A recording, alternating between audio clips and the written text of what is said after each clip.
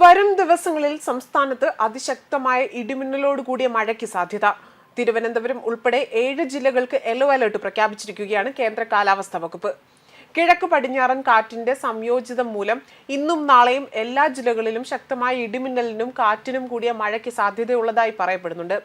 തിരുവനന്തപുരം, പത്തനംതിട്ട, എറണാകുളം, തൃശൂർ, പാലക്കാട്, മലപ്പുറം, വയനാട് ജില്ലകളിലാണ് yellow alert പ്രഖ്യാപിച്ചിരിക്കുന്നത്. ഒറ്റപ്പെട്ട ശക്തമായ മഴയ്ക്കുള്ള സാധ്യതയാണ് ഈ ജില്ലകളിൽ പ്രവചിക്കപ്പെടുന്നതും.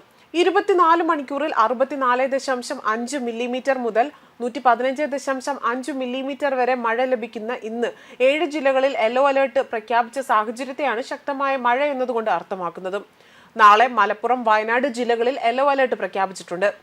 വൈകുന്നേരം, അതായത് രാത്രിയോടുകൂടി മധ്യ തെക്കൻ കേരളത്തിൽ കൂടുതൽ പ്രദേശങ്ങളിലും വടക്കൻ കേരളത്തിലെ മലയോര പ്രദേശങ്ങളിലും ശക്തമായ ഇടിമിന്നലോടുകൂടിയ മഴയ്ക്ക് സാധ്യതയുണ്ട്.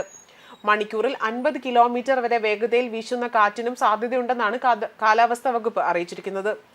തെക്കൻ കേരളത്തിൽ പൊതുവെ മേഘാവൃതമാണെങ്കിൽ പോലും വടക്കൻ ജില്ലകളിൽ ഉയർന്ന ചൂട് അനുഭവപ്പെടുന്നുണ്ട്. അതേസമയം മനുഷ്യന്റെയും മൃഗങ്ങളുടെയും ജീവനും വൈദ്യുത ആശയവിനിമയ ശൃംഖലകൾക്കും വൈദ്യുത ചാലകളുമായി ബന്ധിപ്പിച്ചിട്ടുള്ള വീട്ടുപകരണങ്ങൾക്കും വലിയ നാശനഷ്ടം സംഭവിക്കാൻ ഇടിമിന്നൽ കാരണമായേക്കും. അതിനാൽ തന്നെ കാർമേഘം കണ്ടു തുടങ്ങുന്ന സമയം മുതൽ തന്നെ സുരക്ഷിതമായ മുൻകരുതൽ സ്വീകരിക്കേണ്ടത് അത്യാവശ്യമാണ് എന്ന് അധികൃതർ അറിയിച്ചിട്ടുണ്ട്. ഇടിമിന്നൽ എപ്പോഴും ദൃശ്യമാകണമെന്നില്ല എന്നതിനാൽ തന്നെ ഇത്തരം മുൻകരുതലുകൾ സ്വീകരിക്കുന്നതിൽ നിന്നും വിട്ടുനിൽക്കരുതെന്നും ദുരന്ത നിവാരണ അതോറിറ്റി മുന്നറിയിപ്പ് നൽകുന്നു. ഇടിമിന്നലിന്റെ ആദ്യ ലക്ഷണം കണ്ടു കഴിഞ്ഞാൽ ഉടൻ തന്നെ സുരക്ഷിതമായ കെട്ടിടത്തിനുള്ളിലേക്ക് മാറാൻ സാധിക്കണം. തുറസായ സ്ഥലങ്ങളിൽ തുടരുന്നത് ഇടിമിന്നൽ ഏൽക്കാനുള്ള സാധ്യത വർദ്ധിപ്പിക്കും. ശക്തമായ കാറ്റിനും ഇടിമിന്നലിനും സാധ്യതയുള്ള ഘട്ടത്തിൽ ജനലും വാതിലും അടച്ചിടുക തന്നെ ചെയ്യണം.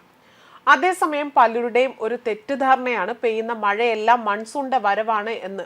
അതിന് കാരണം പണ്ട് മഴ വന്നാൽ മൺസൂൺ വന്നു എന്നതായിരുന്നു എല്ലാവരും കണക്കാക്കിയിരുന്നത്. കൂടാതെ തന്നെ ഇന്ത്യയിലെ പ്രധാന ഭൂപ്രദേശങ്ങളിലേക്കുള്ള മൺസൂണിന്റെ കവാടം അഥവാ എൻട്രി പോയിന്റ് ആയിട്ടുള്ളത് കേരളത്തെയാണ് കണക്കാക്കുന്നത്. കേരളത്തിലെ 14 ജില്ലകളിലെയും മെയ് 10 ശേഷമുള്ള എല്ലാ ദിവസത്തെയും മഴ നോക്കിയിട്ടാണ് പണ്ട് മൺസൂൺ വന്നോ ഇല്ലയോ എന്ന് കണക്കാക്കിയിരുന്നത്. എന്നാൽ ഇപ്പോൾ ഇന്നത്തെ കാലത്തെ മാറിയ സാഹചര്യത്തിൽ മഴ പെയ്താൽ മാത്രം മൺസൂൺ വന്നു എന്നത് പറയാനാകില്ല. അതിന് 3 മാനദണ്ഡങ്ങളാണുള്ളത്. അറബിക്കടലിൽ ഒരു പ്രത്യേക ഏരിയ കണക്കാക്കിയിട്ടുണ്ട്. ആ ഏരിയയിലെ കാറ്റിന്റെ വേഗതയും പൊക്കവും മേഘത്തിന്റെ അളവും നോക്കിയാണ് പെയ്യുന്ന മഴ മൺസൂണിന്റെ ഭാഗമാണോ അല്ലയോ എന്നത് തിരിച്ചറിയുന്നത്. ഈ ഘട്ടങ്ങളിലെല്ലാം തന്നെ ഇതെല്ലാം ഒത്തുവന്നാൽ മാത്രമേ മൺസൂൺ എത്തിയെന്ന് ഔദ്യോഗികമായി പ്രഖ്യാപിക്കാൻ കഴിയൂ.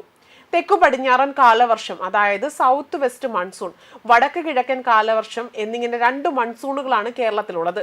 തെക്കു പടിഞ്ഞാറൻ മൺസൂൺ കാറ്റിന്റെ ദിശ കേരളത്തിലേക്ക് തെക്കു പടിഞ്ഞാറൻ ദിശയിലേക്കാണ് വീശുക. വടക്ക് കിഴക്കൻ മൺസൂണിന്റെ സമയത്ത് കാറ്റ് വടക്ക് കിഴക്ക് ദിശയിലേക്കാണ് കേരളത്തിലേക്ക് വീശുന്നതും. കൃത്യം എതിർ ദിശയിലേക്കാണ് 2 സീസണിലും കാറ്റ് വീശുക. അതുകൊണ്ടാണ് ഇതിനെ season reverse follow of wind എന്ന് പറയുന്നതും. ഇത്തരത്തിൽ കാറ്റിന്റെ ദിശ കൂടി മാറിയെങ്കിൽ മാത്രമേ അതിന് മൺസൂൺ എന്ന് പറയാൻ സാധിക്കൂ. ന്യൂസ് ഡെസ്ക് കർമ്മ ന്യൂസ്.